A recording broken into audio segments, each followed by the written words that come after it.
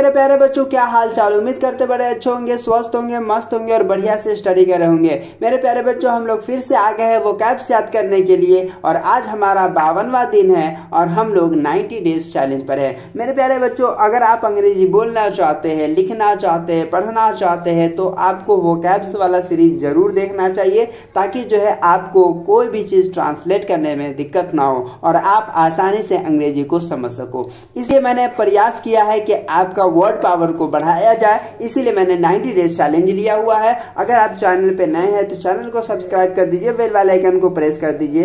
तो चलिए मैं आपको बताता हूं कि किस तरह से आपको पढ़ना है। इससे पहले की वीडियो अगर आपने नहीं देखा है तो जरूर देख लीजिएगा, ताकि कोई भी दिक्कत आपको ना हो। कैसे पढ़िएगा वो मैं आपको बता देता हूँ। SCIENTIFIC,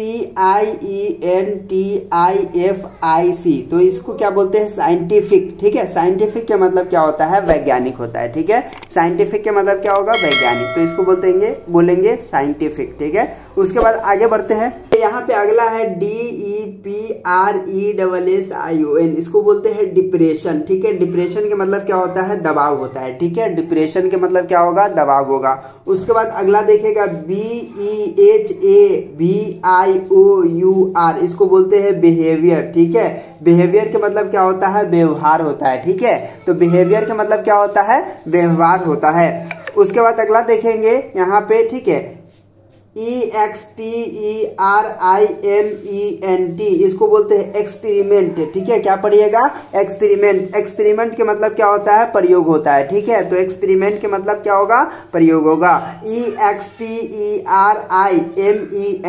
ठीक है, एक्सपेरिमेंट। अगला देखेंगे यहाँ पे RESPONSIBILITY। देखिए थोड़ा सा ये भारी वर्ड है, आपको किस तरह से पढ़ना है वो समझिए। RES, इसको क्या पढ़ेंगे? रेस। यहाँ पे पॉन। ठीक है, रेस्पॉन। ASI से C होगा, रेस्पॉन्सी। BI से B, रिस्पॉन्सिबी। LI से ली, रिस्पॉन्सिबिली। और TY से T, रिस्पॉन्सिबिलिटी। क्या पढ़ेंगे? रिस्पॉन्सिबिलिटी। रिस्पॉन्सिबिलिटी के मतलब होता है दायित्व। ठीक है, क्या होता है? दायित्व। उसके बाद यहाँ पे देखिएगा ACTION, इसको बोलते हैं एक्शन। एक्शन के मतलब क्या होता है? कार्य होता है। एक्शन के मतलब क्या होगा? कार्य होगा। उसके बाद देखिएगा EMOTIONAL, इसको बोलते हैं इमोशनल। ठीक है, क्या बोलेंगे? इमोशनल। इमोशनल के मतलब होता है भावनात्मक। ठीक है, भावनात्मक। उसके बाद यहाँ पे देखिएगा EXTRAORDINARY, इसको बोलते हैं extra ordinary. Extra ordinary. Extra ordinary का मतलब होता है असाधारण। ठीक है, एक्स्ट्रा ऑर्डिनरी। ठीक है, अगर आपको पढ़ने में दिक्कत होता है तो यहाँ पे पढ़िए एक्स्ट्रा और इसको पढ़िए ऑर्डिनरी। ठीक है, देखिएगा PATHWAYS, इसको बोलते हैं पाथवेज। पाथवेज के मतलब होते हैं रास्ते। ठीक है, तो पाथवेज के मतलब क्या होगा? रास्ता होगा।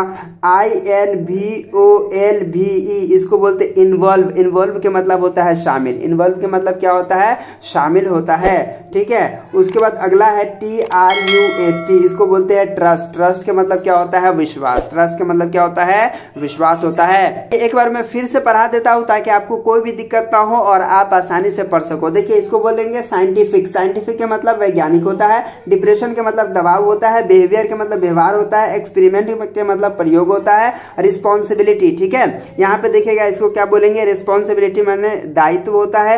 एक्शन के मतलब क्या होता है? कार्य होता है। इमोशन के मतलब भावनात्मक होता है। एक्स्ट्रा ऑर्डिनरी के मतलब असाधारण होता है। ठीक है, पाथवेज के मतलब होता है रास्ते।